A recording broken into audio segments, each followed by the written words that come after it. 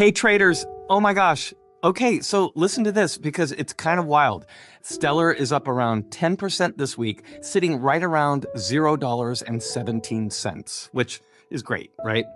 But then, get this. Trading volume in the last 24 hours is actually down. I know. It's like, wait, what's happening here?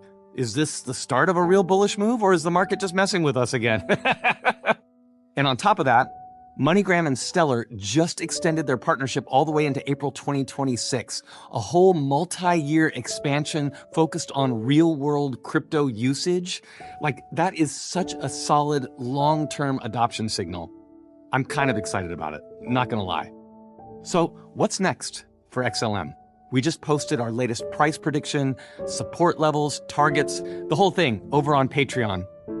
If you don't want to miss the next move, seriously, check the link in the description. The tester plan is only $10, so it's definitely worth trying once to see if it fits your trading style. And hey, quick disclaimer here, always do your own research. This is not financial advice.